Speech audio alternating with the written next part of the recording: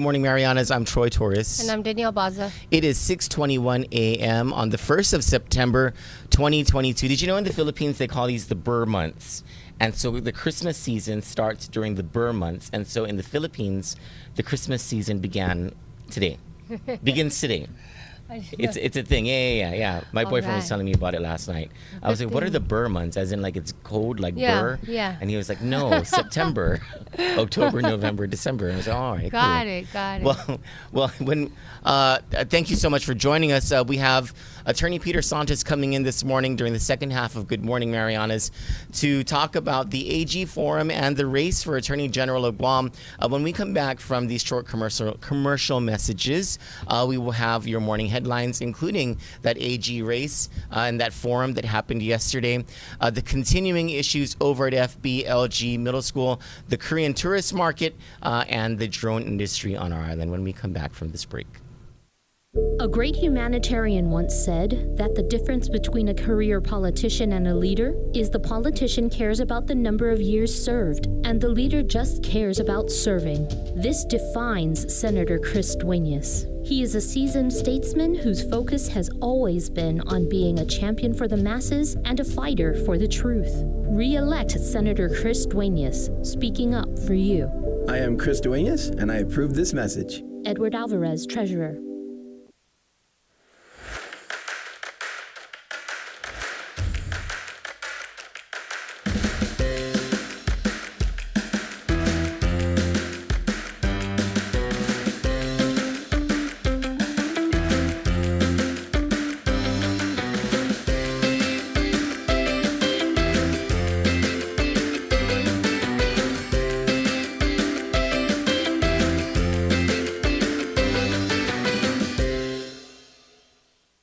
Tom Fisher was a Peace Corps volunteer and an educator in the jungles of Central Africa.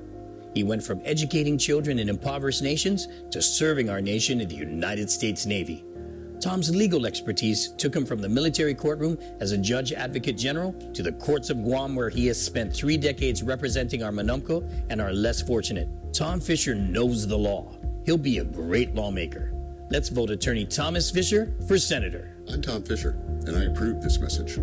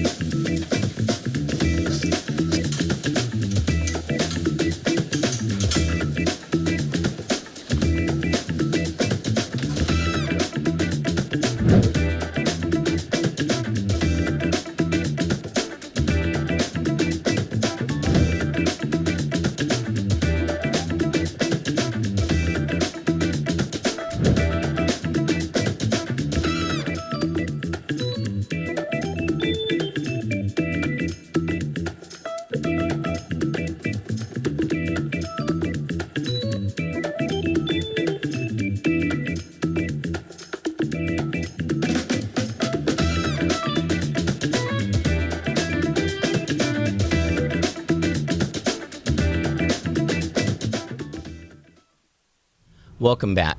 A climate of law and order is conducive to a profitable business. That's part of the message Attorney General candidate Doug Moylan imparted to the Guam Chamber of Commerce during yesterday's forum between him and Attorney General Leevin Camacho. Make no qualms about it, Mr. Moylan said. This election is about whether you feel safe. It's about Guam's increasing crime problem. Quote, if you elect me, you elect my platform and my word to you today. That word is that I will be and am the toughest AG on crime, end quote. Mr. Camacho tried to make the case for continuing his leadership of the Office of the Attorney General, telling chamber members his biggest priority is the prosecution division. Several sources of information who have been prosecutors under Camacho have said the Attorney General is lying. One former prosecutor, Attorney Peter Santos, joins us live in studio for the second half of Good Morning Marianas to dissect and analyze the forum with us. It's day 3 of our inquiry to the Guam Department of Education about unsafe conditions at FBLG Middle School. Students of the Jigo School have sent pictures and video to Kandit of what appear to be unsanitary and dangerous conditions at the old and run-down school. Puddles of a dirt-colored fluid can be seen in one classroom, and according to students, more fluid rises to the surface as they step on the tiles. In another photo of the same classroom, closet doors are rotting. In another classroom, buckets litter the floor to catch multiple ceiling leaks.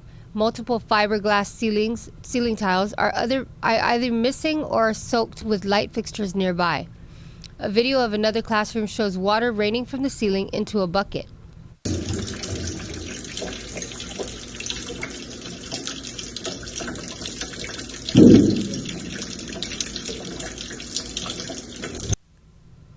Other photos in other classrooms show a large rat in a trap, another rat in a classroom, and a dead rat in a crevice that, according to students, smelled so strong of decay and rat feces they had to be evacuated. Among Kandit's questions are whether repairs are being planned or if the school simply is beyond repair. We will follow up again today. Meanwhile, Isaiah Uggan from the Guam Daily Post reports this morning that Acting Superintendent of Education Peter Santos will be at the school today after pictures of concrete pieces that fell from the roof began circulating. Can you go to the wide shot, Ole? I want to discuss this for a second before we move on to the next story. Thank you for that continuing coverage of the FBLG issue. Did you see the Guam Daily Post? No. There's a picture of a the thing you just said about the Isaiah Uggan thing, the picture that you report on. So they put it in the Post today. It's in the front page, and there is I don't know if GDOE is ever going to address these other issues, the sanitary conditions, the rats especially. But we're waiting, and part of our inquiry also is this happening in other schools? Mm-hmm. You know, and is there an assessment that's going to happen about whether FBLG should be closed down? Yep. Anyway, sorry, I'm going off on a tangent here. South Korea has announced that it will be lifting its pre-travel COVID-19 test requirements for inbound travelers starting Saturday. GVB President and CEO Governor Carl Gutierrez was elated by the news, stating, quote, "While South Korea will be lifting its pre-travel test requirements starting September 3, we also want to make it clear to anyone wanting to go to South Korea will still need to take a PCR test at their own cost within the first 24 hours of their arrival to the country as a precautionary measure enforced by the Korean government. GVB is reassured that as the testing protocols are easing back in South Korea and other countries, it will encourage further recovery of our visitor markets. Guam has been doing a great job at keeping its COVID numbers low, and now the South Korean government believes it is at that point too," end quote.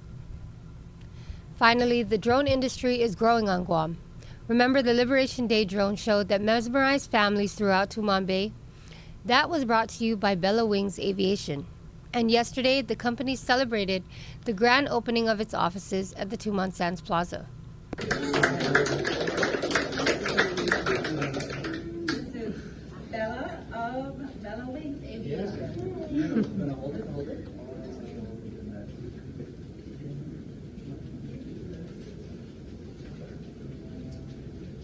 John? I had to get out of the way. No, get back in the way. Oh. Grab the scissors.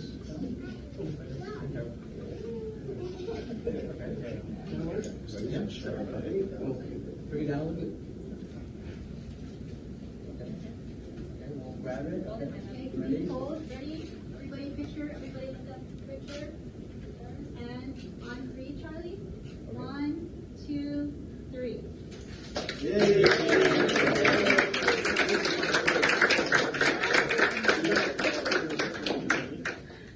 Thank you so much, everybody, for coming. Again, this is a very proud moment for us, and there's nobody else that we would love to share it with you. So thank you very much, and thank you for coming. There's light refreshments for anybody. According to information from its executives, the company's drone technology and services will begin to augment several other industries. For example, drones will be able to deliver medication directly to homes, conduct underwater surveys, use virtual reality for inspections and construction, and even search and recover at a radius of hundreds of miles. You can learn more about Bella Wings on their website, www.bellawingsaviation.com. Well, congratulations to Charlie Hermosa and Perla Cordero on their new company and the grand opening of their offices, Suite 326. Yes. Does that mean correct. it's on the third floor? Yes. Third floor of the Tumon Sands Plaza. And what an exciting thing to do. Yeah. And bringing such innovative technology to our island, and that will help industries in an array of ways. Congratulations to Bella Wings Aviation. Now, when we come back from these messages, Attorney Peter Santos joins me live in studio to talk about the AG race. Stick with us.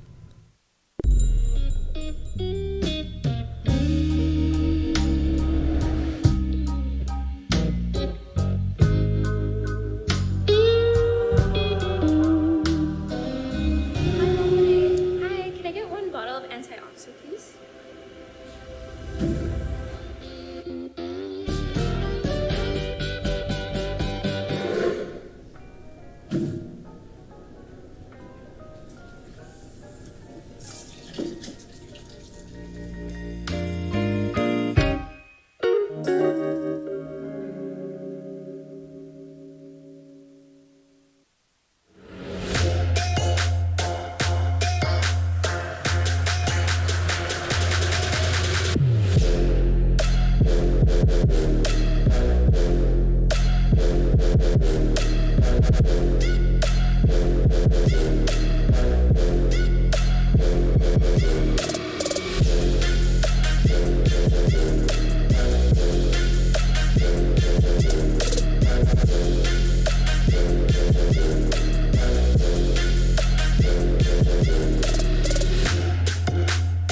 Bottom line is we're gonna make you a better person.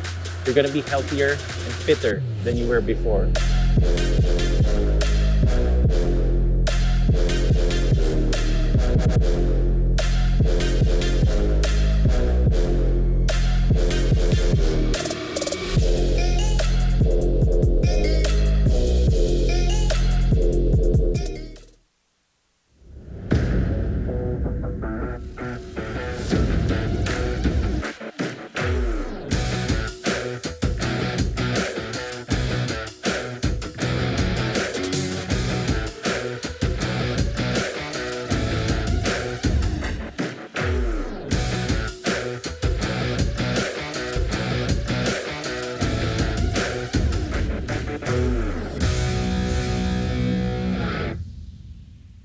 The Jones Act is a 1920 law justified on national security grounds as a means to bolster the U.S. maritime industry. It restricts domestic shipping to vessels that are U.S. built, U.S. owned, U.S. flagged, and U.S. crewed. However, this law boosts cost by banning foreigners from competing and forcing Americans to purchase ships that are up to 8 times more expensive than those built in other countries. The result is higher transportation costs. Shipping oil from Texas to the Northeast, for example, costs 3 times more than importing oil from Africa. Ultimately, consumers foot the bill. In addition, higher shipping costs push freight from ships onto other sources of transportation, such as trucks, which means more traffic and pollution. Meanwhile, this blatant protectionism has failed to benefit builders of ships in the U.S., whose production is less than 1% of those in China and South Korea. Domestic builders have seen over 300 shipyards close since the early 1980s. Jones Act defenders claim the law ensures adequate U.S. ships during times of war, but during U.S. deployments during Operations Desert Shield and Desert Storm, foreign flagged commercial ships carried twice as much equipment as their U.S. counterparts. In fact, the U.S. was so desperate for shipping that it twice requested the use of a cargo ship from Moscow. Both requests were denied. So the Jones Act has failed to achieve its shipbuilding and national security goals while driving up costs for consumers. It's time for this outdated, costly, and ineffective law to be repealed. It's time to end the Jones Act. Welcome back to the second half of Good Morning Marianas, and for the second day in a row, we have a guest in studio. This is like a real treat. This week has been a real treat for Kandit, and our guest in studio is here to talk about the Attorney General forum that happened yesterday, sponsored by the Guam Chamber of Commerce, and so we're very happy to bring you a former member of the prosecution division under Attorney General Leevin Camacho and Attorney General Elizabeth Barrett Anderson, and now a member of the team over the Alternate Public Defender's Office, Attorney Peter Santos. Welcome back. Half a day. Welcome. Thank you. I'm glad to be back. So before we get started, it's customary to bring your host a gift, and I brought a very symbolic and significant gift that I wanted to give you. if you don't mind, for you and one for Johnny as well. Okay. So these wow. are 3D carvings of the island of Guam, and I'll tell you what the significance is. Okay. You can choose which one you want, but and give the other one to Johnny. Okay. So I have come to learn, that you guys truly care about Guam. Okay. And so that's why I'm giving you these. Thank these you. are my first prototypes. I'm a woodworker, right? Yes. And so I just started getting into 3D. This is the topography of the island, yeah, is that? Yeah, this absolutely. Is awesome. So I wanted to give you that, just to well, thank you. Let you know that I know that you guys care and love Guam as much as I do. Thank you. And so that's why I'm giving you that. Thank you so much. Yeah. Thank you so much. I'm going to get the darker one because I've always wanted to tan. I've always wanted to be more brown. Yeah. And so thank you so much, Pete. I really appreciate this. No problem. I'm sure Johnny's going to love this too. Thank you. And all the Kandit, especially the diehard Kandit viewers, right, that have been there since the beginning, know that you and I have done battle, right? Yeah. And those were all in good fun. It was good entertainment. But at the time, I felt that you had a good platform, but you were not using it responsibly. Sure. But today, I agree with you. Today, I totally feel differently. I feel like you guys have come a long way and are legitimate, if not one of the most legitimate outlets on Guam, because you guys raise the issues, right, that people care about. Thank you so much. That is a service, and the difference I see today is that you're using it more responsibly. We appreciate that, and we completely agree with you, and we're looking forward to growth in this industry. Only better things in the future, right? Well, we brought you a gift too. It's not as nice as this, but it's delicious. Yeah. And KFC. I hope you don't mind that when you're talking, I'm just going to ask questions. They're going to be short, and you're going to provide all the answers for our audience. I'm going to be eating. That's fine. That's fine. I can talk while you eat. This is from Kentucky Fried. This is from KFC in Agania. Did you know they have breakfast? Yes. Yeah, I don't know what time they open, but it's pretty early because we got this just a few minutes ago, and it's only it's not even 7 o'clock yet. So this is the country fried steak. I think you got Johnny got you the same thing. Yeah. This stuff is really good. Right. And so eat. And it's childproof. Eat at your convenience. It's still hot. All right. Awesome. But first, if you don't mind, I want to give a special shout out. Zach, do you have the picture that's loaded up? I don't know if Danielle sent it yet. So today is my niece Destiny's birthday, and she's 10. Danielle, Danielle Baza how old is she? 11. Oh, she's 11. So Danielle Baza, our Danielle Baza, she's my sister, my younger sister, and she popped out a bunch of kids over over the past decade. It's a Guam thing. And her second to the youngest child, Destiny, who is very much like her. They're very alike. Today is her birthday, and so happy birthday, Destiny! I love you very much. Let's get to it. I want to apologize to our viewers. Yesterday, Zach did go on to record the AG Forum over at the Hilton. You were there. When he came back to the studio, she realized that there was a technical malfunction, and so we were supposed to play it for our viewers yesterday, but we couldn't. You can find it on KUAM. As I understand it, the Chamber of Commerce has it recorded and posted somewhere. I just don't know where that's at. But if you go to KUAM's YouTube, you'll be able to review the AG Forum. But why don't you, Pete, start telling us what happened? Well, before that, I have a couple of disclaimers, if you don't mind. Oh, sure, no problem. So I don't endorse any candidate. Okay. I don't support any candidate.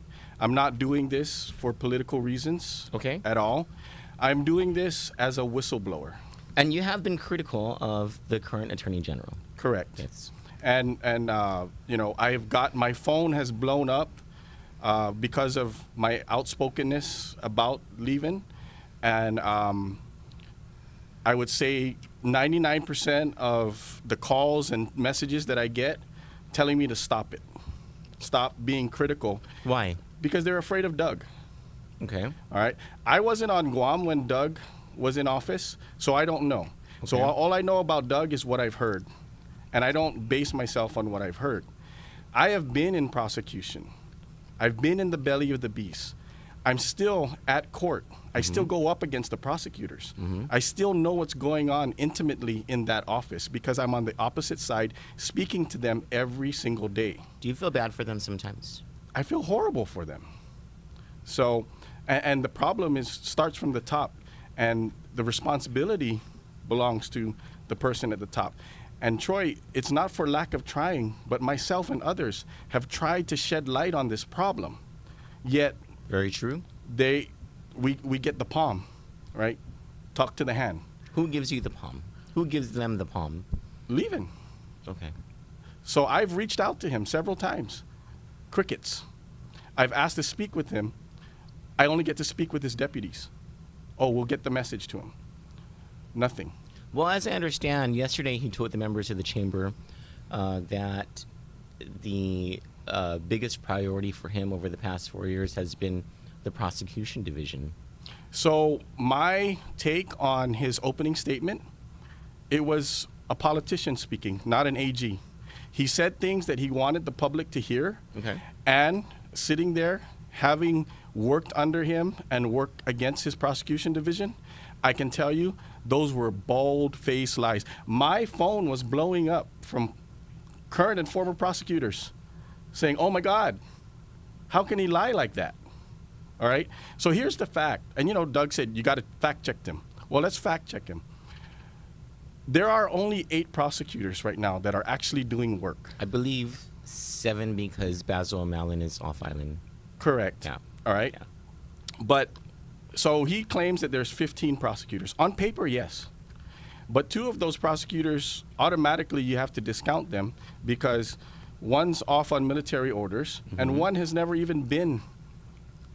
worked a minute at prosecution. So on paper, he's a prosecutor. He's parked there for fiscal purposes, and they do this all the time. They do this in the military as well, right? When you have one section that has more and one section that has less, because your Manning document, you have to level it out, even though, you know, it's not what's happening in reality is not what's showing on paper, okay? So in reality, we only have 8 prosecutors that are actually doing work, you know, and like you pointed out, Basil being one of those, right? And so it was just so funny because he said that, before I move on to that, sure. There was an issue that both of them were talking about, so Leevin accused Doug that he was using his prosecutors to cover down on child support, right? Okay. And Doug, you know, to me, from where as a former prosecutor and as a former manager, what does that say, really? It says that your prosecution is so strong that you can use them to help others, other divisions. To shore up, yeah. Right. And back then, I think the child support division was really wanting, it was being built up, and there were certain laws that were being implemented. Yeah. Now, you have the opposite, where we have consumer and civil covering down. There's 3 attorneys that regularly cover prosecutorial functions. That is magistrate complaints, arraignments, and grand jury. Okay. But Troy, these guys are not prosecutors, right? So if you analogize it, what Doug did, right, is he took a doctor and he made him cover for a nurse, which is okay. Okay. Because a doctor should be able to do whatever a nurse does. But you can't do that in You reverse. can't do it in reverse. I see. So you cannot ask a dentist to come over and do heart surgery. Yeah. Right?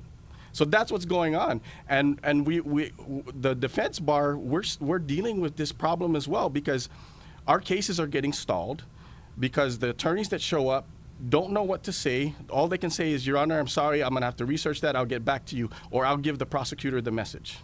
You know, I'm covering a trial right now. It's been in recess until Tuesday, but it's the Nicholas Moore aggravated assault trial.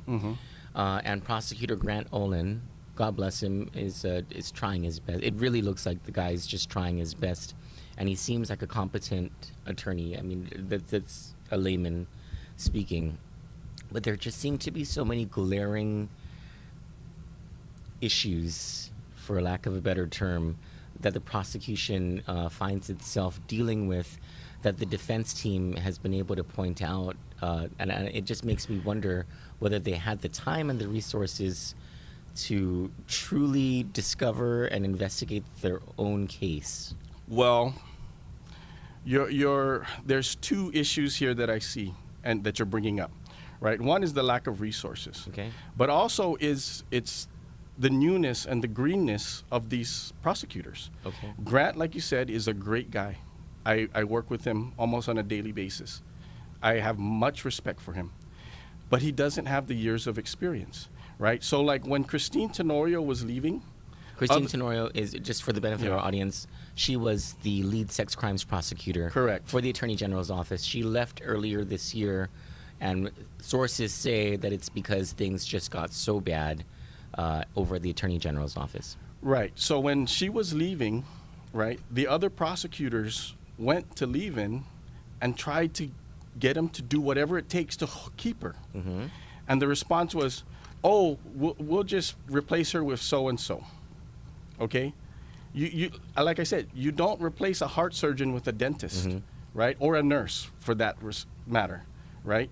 So you don't replace someone with that caliber, that amount of training, that amount of trial experience with someone who just graduated from law school. You just can't do that, right? And so, oh, by the way, this person who replaced her has gone on to lose every single trial that she's had since she started, right? And your observations are correct. There's just something missing, right? There's certainly, it certainly seems like, at least in the Nicholas And Moore that's trial, not the to their fault, prosecution is right? Normally, prosecutors come in and they get trained and they're gradually brought up. But the approach is, hey, let's just bring a warm body and push them in the deep end of the pool. That is not leadership, okay? So, like, for instance, myself, right? Former police officer, former JAG, criminal justice major, instructor for criminal justice for Central Texas College, right? Can you replace me with someone that just graduated law school 3 months ago? no. Because It would take a lot of catching up. Yeah, I could open up a file and know within 5 minutes what needs to be done with this case, because I'm familiar with police investigations. I read police jargon. You know, I understand police jargon. I you know, all these things. And then you have a guy who, you know, barely has any trial experience, has zero management experience, and he's the one calling the shots. And there are people under him telling him, hey, we got to do certain things. And he's just like, no, I'm the boss. This is how it's going to be. All right? And so, can I use a case to illustrate? Absolutely, please do. Okay. So, you know the gas station shooting, right? Yes. Justin Kenga. Yeah, the Justin Kenga is the police officer who's been charged, who's been indicted by the grand jury, right? Okay. Okay. So, and I talked to him because his family reached out to me. He's I know his dad, by the way. Yeah. His dad, very nice guy. Disclaimer, he is represented by Curtis Vandeveld, who I have much respect for. But because I have personal relationship with the dad and his uncle, right, they reached out to me because, again, former law enforcement officer, former instructor for the use of force, right? So I have a deeper understanding, right? And let's just put it this way. Whoever's going to prosecute that case is going to have a hard time, because all the investigation and the reports conclude it was justified. Are you saying that the Attorney General forced this on the prosecution division because it's political? The only one that's saying that this should go to court is Leevin Camacho. Yeah. Is it appropriate for the Attorney General himself to decide what cases are prosecuted? Definitely, but you have to decide it for the right reasons, right? In consultation right. with the lawyer that's on the ground. So why then is this officer being put through the ringer? Is it because it's election year and you need something? You know? So here's the thing, right? Officers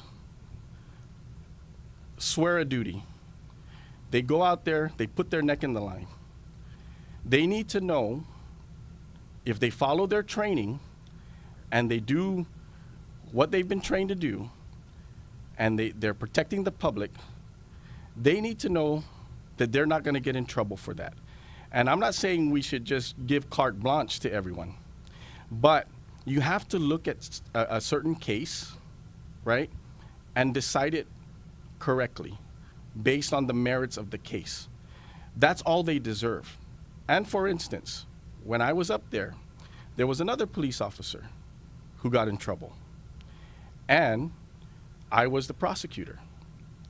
And so I gave him the standard plea deal, what every other Tom, Dick, and Harry that did what he did gets. Nothing special, right? No Thank you for extra, that. right? And nothing less, Okay. right? No extra, no less. I got pulled off the case because they wanted to make an example of him.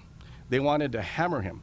Now, this officer literally bled for this island. Back when he was on patrol, he got stabbed by a suspect.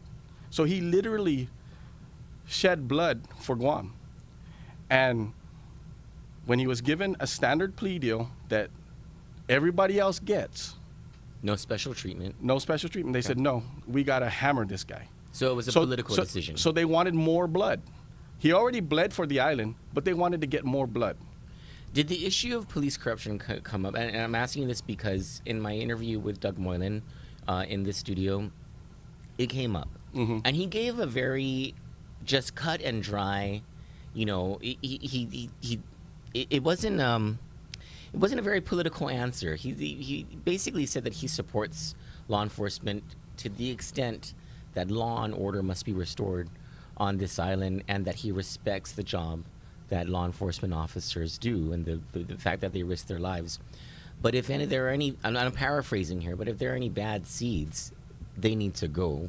Oh, absolutely, because that's a cancer on the organization. So did this issue come up yesterday? Not in the forum. Okay. Okay. So I've arrested police officers before in the past, right? And I believe that they need to be held accountable. But I also believe that they shouldn't be prosecuted harder, you know, especially in that case I was talking about. Mm-hmm. The victim in that case, all he wanted was his car fixed. And they were going to give him that. But that was not good enough. They wanted him to suffer. They wanted him to pay a huge fine. And when you say they, you mean Leevin Camacho? Yes. Right? So those are some of the reasons why I left, Troy. You know, it was untenable. Okay. People don't quit jobs, they quit bosses. All right?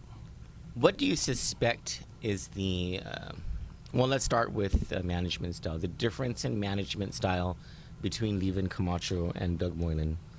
Well, I don't know. I've never worked for Doug. And also another disclaimer, I'm not Team Doug, right? And I've told him that I don't have any hopes or expectations if he should win. As a matter of fact, I'll say it on the record right now. To me, I really don't care who wins. I just want prosecution fixed. Mm-hmm. If Leevin wins, I want him to fix prosecution. If Doug wins, I'm pretty sure prosecution would be a top priority. But right now, it's not a priority for Leevin. What else was said during the debate? Okay, so in his opening statement, right, he said that his top priority has been and always will be prosecution. Mm-hmm. Boy, did my phone blow up. That was totally, Your Honor, objection. You know, he's lying to the court. Okay. Right? So he also blamed the courts and pointed out the fact that DOC doesn't have capacity. What does that have to do with prosecution, right? So when you blame a judge, right, that's like blaming your professor for giving you a D grade. It's not the professor's job to charge and to argue and to do your homework. It's the professor's job to look at your stuff and give you a grade. You're talking about blaming judges for the release? For of releases, okay. yeah, for light sentences, for all this and that, right? It's the prosecutor's job to charge and to charge correctly and to come with the facts, armed with the facts, and argue. But they're getting slaughtered. They're getting slaughtered. You know, I talked about it on Told Tales. There was 1 week where I got 3 magistrates' complaints dismissed because they were so poorly written, the judge couldn't understand it. Interesting. Right? And then, oh, by the way, before I went to the forum, I was at court. And it wasn't my case, but a judge rejected a plea agreement. Why? Because the plea agreement was going to give the guy a 1-year sentence. Unfortunately, the statute says the minimum mandatory is 5 years. So the prosecutor missed that. He was giving him an illegal sentence, and that's the court's job, Troy. They're the gatekeepers. They're the ones that have to look and make sure everything is right. And you know, and you've ran stories about how the prosecutors are getting chewed out by the judges. By Judge Lamarena. Yeah. Not just him. Well, what we have on the record is Right. Judge Lamarena, and it's pretty Now, bad. now, here's the problem. It's affecting us as the defense bar as well, right? So let's talk about overcrowding at DOC. You know, part of the reason why there's overcrowding at DOC? Slow prosecution. What does that mean? How can I say that? It's because we have nonviolent offenders who are in there waiting for a 2-page document. Can we talk about that? Because the prison seems to be filled with nonviolent offenders. Basically, people caught with drugs or accused of peddling drugs. And then you see all of these, you know, allegedly violent offenders, people who are accused of hitting their girlfriends or their wives, choking them, criminal sexual conduct charges. I mean, they're getting out. What's going on with that? And did that issue come up? Yes, that issue came up, and like I said, Leevin blamed the judges. What? It shows, and I yelled during the forum, I said, this just shows you don't know what's going on, right? And you can't blame the judges. The judges are doing exactly what they're supposed to do. Prosecution is not coming with what they need to come with, right? And that's not their fault, right? There should be, in prosecution right now, Peter Santos should be there, Jeremiah Luther should be there, Christine Tenorio should be there, Rochelle Canto should be there. You know, leaders, they're supposed to care about 2 things. They're supposed to care about their mission, and they're supposed to care about their people. I don't see that happening either. No caring about the mission, no caring about the people, right? Did the issue of public corruption come up? A little bit. Okay, what was said? The question was,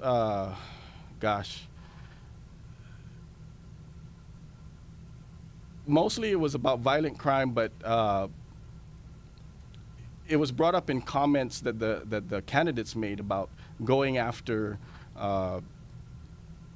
people that don't pay their taxes, and Doug said something about government corruption because the businesses suffer because when there are people taking advantage of their positions, right? And so also too, just as from a 10,000-foot perspective, right? When I look at yesterday's forum and see who's prepared and who wasn't prepared, you know, I got to give it to Doug. Doug knew his audience. He talked the language of the Chamber of Commerce. Leevin, not so much. And how do you mean? He didn't really. He had like a canned speech. Okay. Right. Nothing really for a general audience. Right. Okay. Okay. He was up there as a politician, not as an AG. Okay. Right. So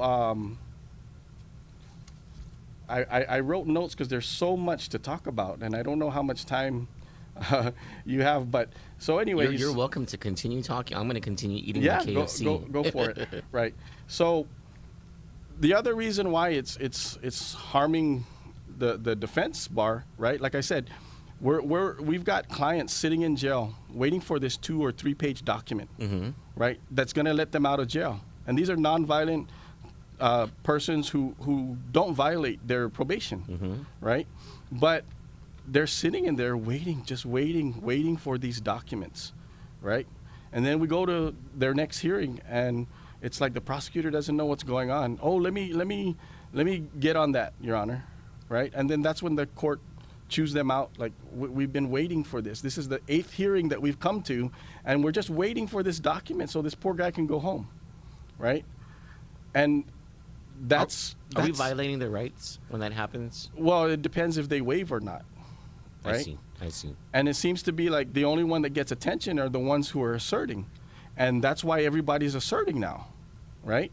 And Which puts an additional strain on the prosecution. Correct. Yeah. But when you have a system that is so utterly slow, then what are you going to do? You're going to exercise your right and get this rolling, right? And here's a couple of other things, right? A few months ago, they were behind on grand jury presentations, right, to get the indictments. They fell behind. So the other way to charge a crime or information. Well, no, through what's called a preliminary hearing. Okay. Which prosecution never wants to do. You know why? Grand jury is one-sided. The prosecutor comes in and they present a story, and the people who are not trained in the law, not police officers, not lawyers, right? They're going to do whatever the prosecutor says, right? So that's why there's a saying in the legal world: you can indict a ham sandwich, right? So that's easier to get an indictment through a grand it's a jury. check the block, Okay. right? So in a preliminary hearing, you have to call witnesses, because now the judge is the one that's sitting as the grand jury, right? Okay. The judge is the one that's going to decide whether or not this should go forward to trial. So you get to bring your witnesses. The defense gets to ask questions, right? So you're not in control anymore as the prosecutor, right? But this is a better test of the case, right? Because now both sides get to go at it. On whether there's probable cause to bring a matter to a jury. Correct. Okay. Right? And so a couple months ago, they fell behind, so they decided to do preliminary hearings. Otherwise, they were going to bust the deadline. Troy, it was a disaster. Slaughter?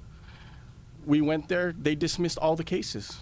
They were unprepared. They didn't have their 100%? 100%. They didn't have any of their witnesses. They didn't have nothing. They were unprepared. The prosecutors that showed up, they didn't know that they were there for a preliminary hearing. Wow. They're like, Your Honor, I'm sorry, but I did not know that I was going to be in a preliminary hearing. I was just told to cover. Yikes. So what does that say, Troy, about the leadership? Were the candidates able to debate stuff like this, or was it more formal? It was more setting? formal. Give me your elevator speech. Okay. You know, answer a couple of softball questions. I think we would want them to. Candid and The Point will probably host a debate between the candidates and probably have a more engaging format than just, you answer questions and then you answer questions. But anyway, I'm sorry. Continue, please. No, you're fine. And then they talked about how you approach the drug problem. And both of them were wrong. Okay. Right? Because they seem to have had this false dichotomy of either you incarcerate or you treat. Right? And Doug said he wants to incarcerate, and Leevin said, no, you don't incarcerate, you treat. But can I stop you there? Mm-hmm. But he is incarcerating. His 4 years as Attorney General, most of the magistrates that come in have to do, I'm sorry, not most, but a whole lot of the magistrates that come in have to do with simple possession. Right. And so he can't say that he doesn't want to, or he's not incarcerating, he's treating. That's not true at all. Right, but there's two main points that I want to make. It's a false dichotomy. It's not incarcerate or treat, because you can get treatment in jail. Okay. So you can incarcerate and treat. But that should be the last resort. You should always let people out to, trust them and give them, their freedom to get better. And if they don't do well, If they keep violating their probation, then you put them in and you treat them while they're in, right? So that's the model that we're trying to follow, right? And the other thing is the AG doesn't have any say in this. Okay, because this is a court thing. This is a statute thing. The drug treatment courts, all the treatment courts, they're by law. So the AG can't change that if he wanted to. So if Doug says, no, I'm not going to allow anyone into adult drug court, he can't do that. He has to. It's not his ball anymore. The ball's not in his court anymore. Once it's charged, then the court decides how to handle this person.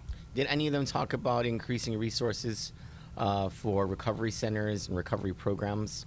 Okay, I was going to get to that next, right? So they did ask about what kind of resources have they gotten for the office. And of course, Leevin likes to tout that, oh, I've got these 30-some million from, well, it's misleading and disingenuous. Okay. He's making it sound like he went out there and fought for this money. And how do I know this? That that's not true? Elizabeth Barrett Anderson sent me to a training in Florida when I was the drug prosecutor, right? And that training was simply about how to get money from the opioid companies. You're talking about these class action lawsuits? Correct. Okay. All you had to do was two things, Troy. Sign your name, right? Because you can't win the lottery if you don't buy a ticket, right? Sign your name on, and then make sure that your laws back home are structured so that it allows entry into the class action. Correct. Well, there are certain violations. It has to be a violation in your jurisdiction. Okay. Right? For the acts that these companies did. Okay. Because you can't sue someone if it's not illegal in your jurisdiction. Okay. So you had to do two things. You had to sign on. The ones who did the heavy lifting are private firms who were contracted by all these attorneys general to go and sue. And so for him to say, oh, look, I got all this money. Really? We went and we were told how to get this free money. I also understand that... So it's not an amazing feat. I also understand that when Leevin Camacho came into office, he inherited a significant amount of, I think they're called lapses, from Attorney General Elizabeth Barrett Anderson, who was pretty good at saving that stuff up. So I don't know if that came up, but what did Doug say? No, they didn't talk about that. Oh, okay. At least I don't remember them talking about that.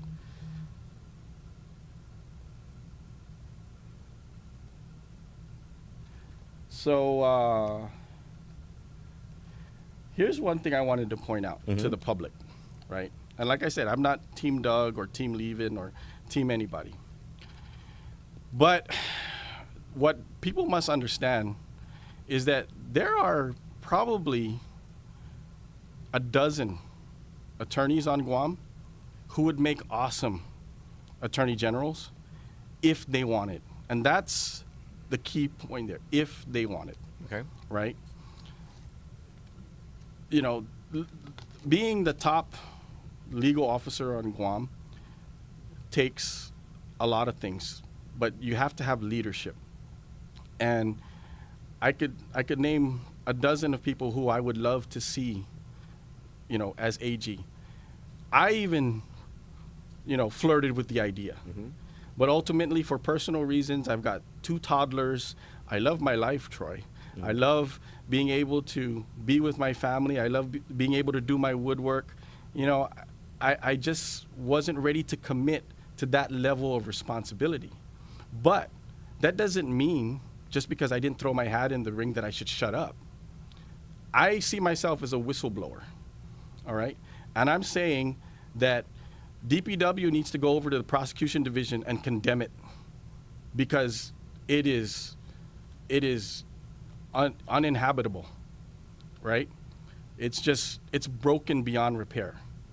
So Leevin needs to wake up and fix it. And I hope he's watching this, and I hope his deputies are watching this, right? Because you can't fix a problem that, one, you're unaware of or that you refuse to admit. It's like a drug addiction, right? You can't get well if you refuse to admit you have a problem.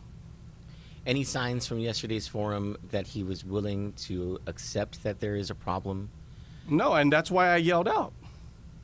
That's why I yelled out. What about in the escalation of violent crime? Was there any admission from him about that being a problem? He kind of brushed that issue or that topic. He's like, yes, I know everyone wants to be safe, and then he goes on to blame the courts and DOC not having enough, So it's everybody else's problem, or everyone else is the problem but him. But his prosecution is fine. And that's his number one priority, according to him. According to him. How many phone calls did you get, or how many messages did you get in the moments after he made that statement? Probably a dozen. How many prosecutors that you know have left his office?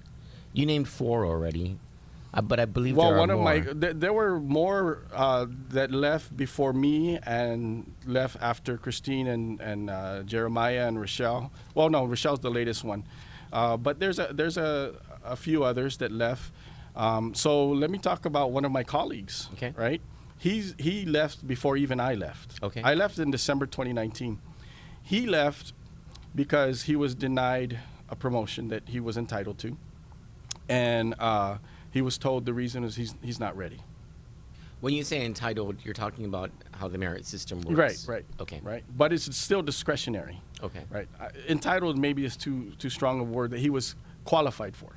Well, right? Traditionally, he would have been the person to get the promotion. Yeah, but you can stop it, when you tell someone you're not ready yet. Sure. So Politics. then he goes on to the other side and proceeds to win 10 trials in a row. So if you're not ready, if winning 10 trials in a row doesn't, as a defense attorney, doesn't, well, either or, prosecutor or defense attorney, if winning 10 trials in a row doesn't say that you're ready, then I don't know what is. And that's, again, more evidence of being out of touch, out of not, or of not caring, out of, or of evidence of just total,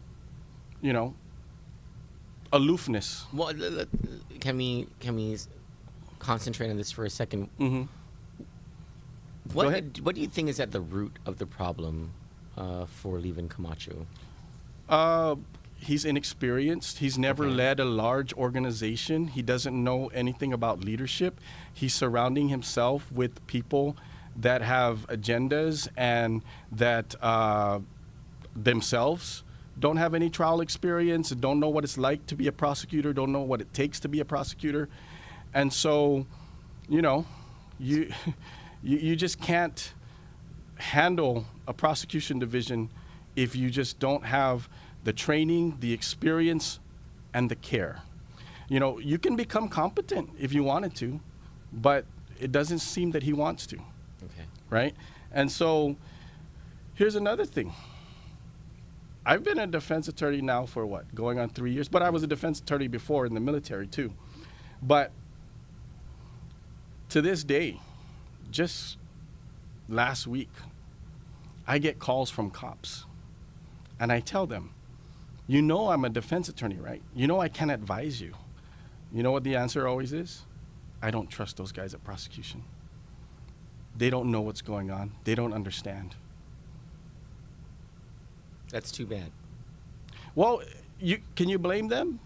They're giving the new guys the phone to be the on-call prosecutor, and they don't know left from right or up from down. You know why that sucks?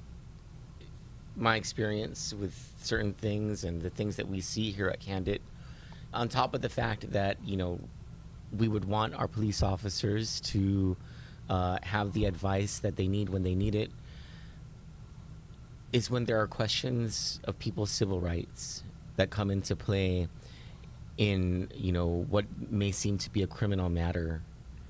The police officer looking for, permission, approval, advice, maybe even wondering whether what he or she is about to do may be a violation of someone's civil rights, there should absolutely be someone from the Attorney General's office helping to guide. There should be, but for the protection of the public. Yeah, it's either the phone isn't answered, or, and this is what I'm hearing from the cops, right? So this is not me just pulling something out of my backside.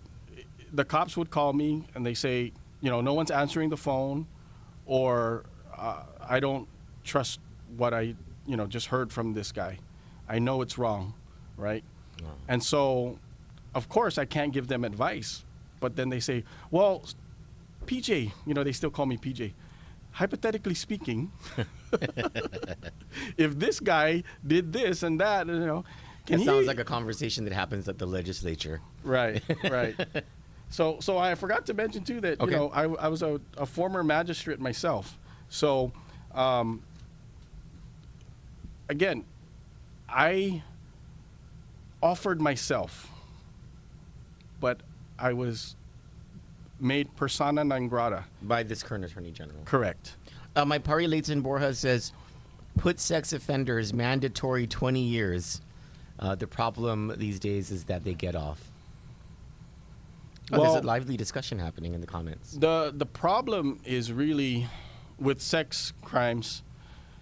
The problem in prosecuting sex crimes is the state of the evidence that you get. Sometimes it's very late that it's reported. Sometimes the victims they don't want to testify. They don't want to testify because it's too much for them to go through it. So those are some of the toughest cases, and it takes a toll on the sex crimes prosecutors, right? Sure. But you know what? Christine was badass. Yeah. She was the best. And she got pushed out. My Pari says, majority of the addicts come from homes where people are being molested by people they know. Now they turn to drugs to erase the trauma and the pain. But yet sex offenders are given sentences that are much lighter than those who are addicts. Addicts need rehab help, and sex offenders need the mandatory minimum sentences adjusted to 20 years. Do you agree that the legislature needs to readjust or to adjust the mandatory minimum for rape and molestation of children? What is the current minimum? Sorry. So 15 years. Is the current minimum? Right. Okay. Right. So to all the way to life without parole. So that is a question for the legislature. Yeah. Right? Well, I'm asking you as an attorney, do you think the legislature should increase the mandatory minimum for not all sex crimes, but for those sex crimes involving rape and the molestation of children? Here's one of the things that was brought up yesterday was plea agreements. Okay. Right? It is an indispensable tool in the prosecution because you cannot take every case to trial. Sure. It's physically impossible. You don't have the money, you don't have the manpower to do that. And so with plea agreements, right, it's a way to get justice. And that's what the prosecutor needs to look for, is justice, right? It's not about the amount of wins they have versus losses. It's about what is a just outcome. And sometimes, because your evidence is not that great or because your victim refuses to testify, you have to make compromises. Do you, just let me interrupt you for a second. Real quick. Okay. So that if you make that minimum mandatory too big, so then you take away the negotiation power. And so then it's either go to trial or nothing at all. And that is an untenable position, right? So do you understand that for the public, it's just as simple as we don't want rapists and child molesters walking around in our communities anymore? Yeah, I understand the sentiment, but the approach and how to deal with it, it's very complex, and the AG's office is or the prosecution is just one component, right? The criminal justice system consists of course, the cops, the prosecutors, the defense attorneys, and the courts. and then DOC and parole at the end, right? So the job of the prosecutor, of course, is to charge the crimes and to prosecute the crimes, but ultimately to seek justice. Plea agreements are a tool where we can seek the best justice available given the circumstances, right? So when you do huge or very high minimum mandatories, it puts the prosecutor in a untenable situation, right? Either I have to go to trial or I have to dismiss this case because there's nothing that we can do in between. There was recently a Chuquis man who was sentenced, I want to say it was 8 years or 15 years for a burglary. I think it was a burglary, if I'm not mistaken. And then maybe a couple of days later, there was someone accused of rape who was just let out of prison.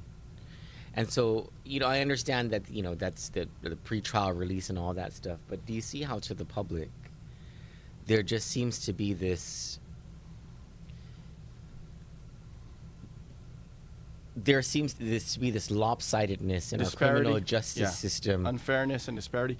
Well, I will tell you, when it comes to sentences, again, that's the judge's responsibility, ultimately. They have to do all these pre-sentence reports. They have to look at the guy's criminal history. So maybe if the guy got 8 years for burglary, he could have had a lot of other prior. I don't think he did. Oh, okay. Yeah, I don't think he did. But also too, it's about the pre-sentence report and the history and how the victims feel, right? I successfully prosecuted a vehicular homicide case when I first got to the office, and I got a national recognition for that because they thought it was going to be a impossible case, but the case was bungled to begin with, right? And so I came in, I just got to the office. They said, "Hey, can you do this case?" I said, "Well, it's like, you're sending me to a knife fight with one arm tied behind my back, and you're giving me a loaf of bread as my weapon, right?" But we managed to get the conviction. So it was a very bungled case to begin with. They had to dismiss it and then recharge it and all that. It was just all screwed up. But I still managed to get the conviction. At the sentencing, the family said, "We don't want the guy to go to jail. We just want him to acknowledge and say sorry." And so that's all they did. They gave him probation and they made him say sorry. So sometimes in these, even where someone dies, what the family wants weighs heavily on the court. Sure. Right? And so there's all these things when you hear these headlines about these cases, okay, Chuquis man gets 8 years for burglary while sex offender gets released. There's a lot more under the surface going on. And if you want to compare it, you have to really dig and find out, and that's not public information. Well, let me ask you this then, because one of the points that Doug Moylan made on our show was that he would be more transparent and he'd have a deeper conversation with the public about what's happening, especially with criminal prosecutions in his Attorney General's office, to the extent that he's able to discuss matters. We see currently Attorney General Leevin Camacho, he holds news conferences when there are these very big cases. And he'll engage the media in conversations, to be fair to him. But we don't ever hear him explaining the criminal justice system to our public. Because that's the easy way out, to just, say I can't comment on that because, the case. And there are some things that he could say more, but he doesn't. He chooses not to. So that's Why? the easy way. That's just his style. Okay. He's not the only one like that. Okay. Right? And then there are others who are more forthcoming. But that's just his personal style. All right. Right. Are there any other points that you wanted to hit on? I'm sorry. I've been interrupting your flow. No. I just wrote down some notes that I thought maybe would be germane to our discussion. But so I guess there's only one more thing I wanted to talk about is, the defense bar, right? People misunderstand what defense attorneys are because we're labeled as defense attorneys. We're not defending their crimes, right? We have two jobs. The first job is to ensure that our clients' rights are not violated. And our second and most important job is to hold the prosecutors to their standard. Sure. Make sure they do their job. If you're going to put my client away for 30 years, you better earn it, right? And you better provide. Right. You better provide beyond a reasonable doubt. Correct. To the jury. Correct. Yeah. Wow. And if sometimes I get a guilty person off because the prosecutor didn't come armed with what he needed, then I've done my job. Yeah, I got a guilty person off, but that's not my fault. My boyfriend, he's from the Philippines. Mm-hmm. He was born in Saipan, but he, from a very young age, and just until he was, I think, 20 years old, he was raised in the Philippines. And so it was just yesterday or the day before or something. He was watching one of those K-drama things. And it's about this whole court system in Korea. And so he asked me if a defense lawyer knows that the client is guilty, does he still have to be the defense lawyer? I said, yeah, absolutely. And right. He asked me why. There are rare cases when you can ask to be let off. He asked me why is that? I said, that's the beauty of the American criminal justice system, which was the first of its kind, and so I couldn't exactly explain it like a lawyer, but I remembered this plaque that's in David Lujan's office that says something to the effect, and it's a quote probably from like Plato or something like that. It's a quote that says something to the effect of, better that 10 guilty men go free than one innocent man loses freedom. Absolutely. Yeah. Absolutely. I think the actual quote is better that 100 guilty men go free than one innocent man. If I remember it correctly. There may be different versions out there. His plaque may have said 10, but what I remember is 100, right? So what I was getting to, and that is very... it's foundational to our right. system of justice, right? And I appreciate it very much. No, but that's a very good point and good thing to discuss about what your boyfriend had mentioned. But what I was getting to with this is that, so us defense attorneys, right? We're competitive, and we know we're fulfilling one role in the whole system, the criminal justice system, right? But it's getting to the point where it's not, I don't want to say the word fun, right? Because this is not a game, but it's fulfilling. It's not fulfilling when you go to court and they always have to forfeit, or you just, it's like, I see. It's like we're on and I like to use metaphors, right? So it's like I show up at a log slicing contest, and I have my high-powered chainsaw, and the prosecutor shows up and they gave him a butter knife. I'll do you one better. It's like you're the fat boy on the seesaw. Yes. Yeah. Right. It's not fair. So we're like, we became lawyers to compete. We're warriors, and it's not fun to be a warrior, and all I'm doing is going and slaughtering women and children, right? Because that's the level of caliber that's being brought to the table. And you want it to change no matter who the Attorney General is. Yeah, I'm not endorsing anyone. If Doug Moylan brings the change, or if Leevin Camacho has a change of heart and brings that change. My whole purpose here, Troy, is I'm a whistleblower, okay? I'm a whistleblower because I see prosecution just absolutely devastated, destroyed, obliterated.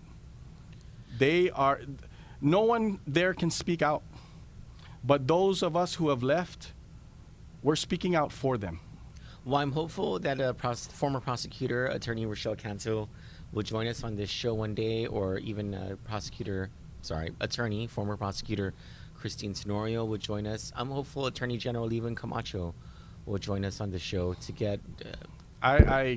I know. It's not going to be that easy to get him on the show, but we would like for him, at the very least, to come here and debate former Attorney General Doug Moylan, Right. and see what they have to say. And we You would might like have better luck writing to Santa for.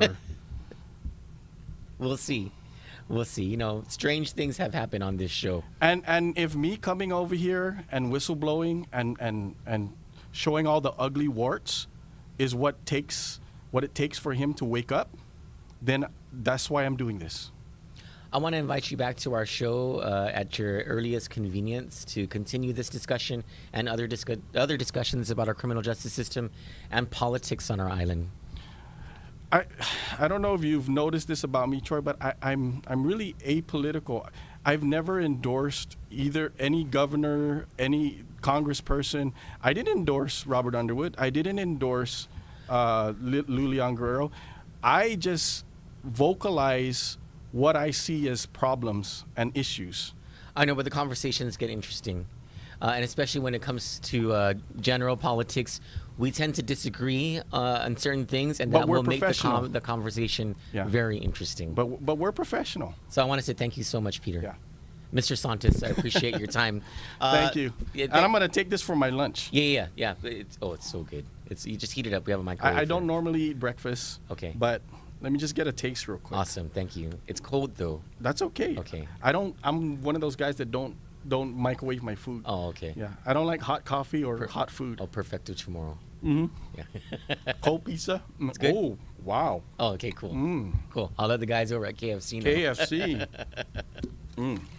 Thank you so much for joining us for Good Morning Marianas. We're very proud to have had our second guest in the studio. And tomorrow, so we'll have Good Morning Marianas, of course, in the morning.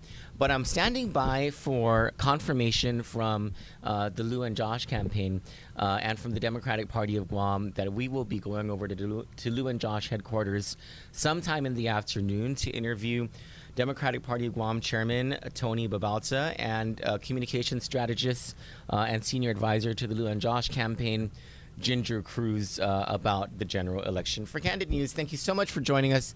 Peter Santos, thank you so much for joining us. Pleasure. I'm Troy Torres. Good morning, Marianas. Oh, my niece Destiny, happy birthday. Happy birthday. There's her picture.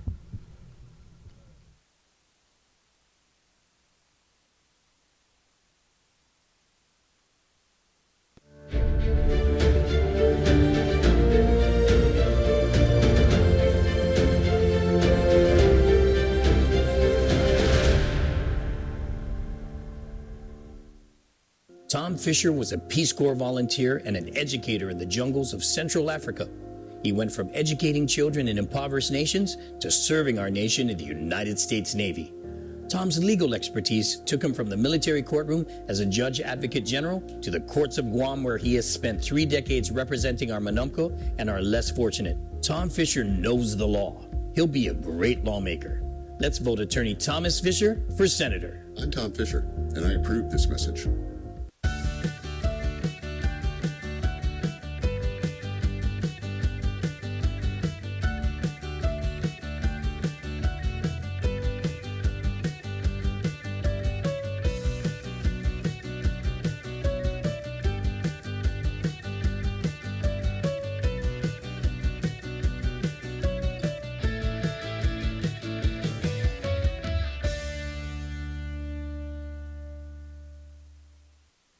Huff Day. I'm Will Parkinson, and I'm standing in the bush. I'm standing in the bush because I want to be your senator.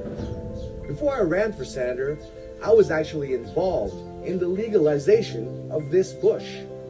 I was one of the original advocates that supported Senator Clint Rogel when he legalized this bush. And if you elect me